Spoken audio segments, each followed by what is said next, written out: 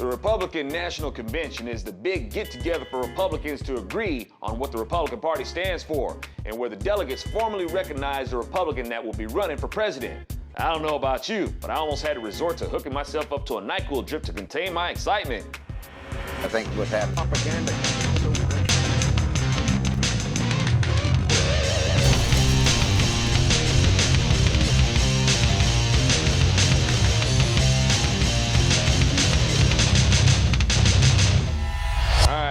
I know that sounded really cynical, and that I'm supposed to be really excited about the convention, but Alan West isn't going to be speaking. Michelle Bachmann isn't going to be speaking, but Boehner is? That's a slap in the face right there. Or how about some speakers that can speak on conservatism with some real thunder like Alan Keyes? It's not like you have to be a politician to speak at the convention. They got entertainers speaking too. But the people I'm excited about just get poo-pooed because they don't walk on water. Michelle Bachmann is too this, or she's not enough of that, or I don't like Sarah Palin's voice. I've actually heard Republicans say such shallow things like they don't approve of Sarah Palin because of her voice. But let's overlook how distracting the girth of Chris Christie is and make him the keynote speaker. It's almost as if the GOP wants to invite the stigma of being perceived as fat cat Republicans. It's like Republicans don't appreciate how valuable image is, and I'm not talking about image as a facade like the Democrats buy and sell to and from each other. The Republican Party has a true and noble image, but they work it about as well as a skinny vegan chick with a bikini drooping off for trying to audition for a Snoop Dogg video. If you go to the Democrat National Committee website and click on history, the first sentence you'll read is, for more than 200 years, our party has led the fight for civil rights, which is a straight up lie. But Republicans allow Democrats to rob them of this distinction. Republicans act like the thing that makes us so great is our economic plans. No.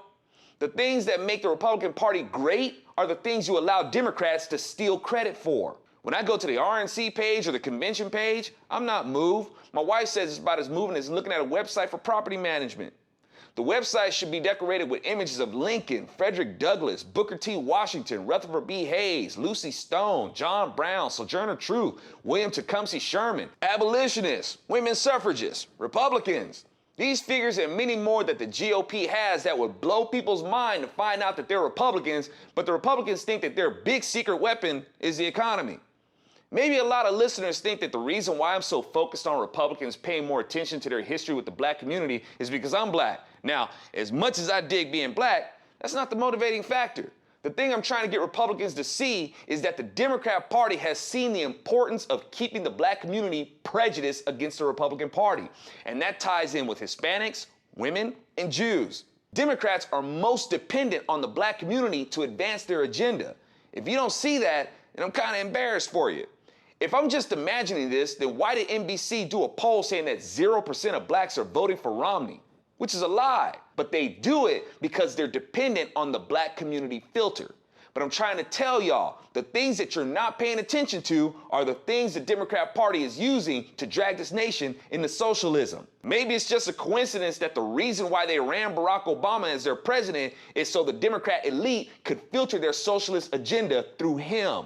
And if you challenge him on it, you'd be called a racist. That was the plan. Plain as day. I told y'all this before the last election. See, Barack Obama is a tool. The Democrat Party has an agenda that a lot of us don't agree with. But if you try to challenge that agenda, all they got to do is just look at Barack Obama and say, did you hear what they did? They challenged you. They must be racist. Republicans set themselves up to always have an unnecessarily hard time connecting their ideas with the culture because they don't do the work to take the image projected onto them by the Democrat Party and put it back on the Democrat Party.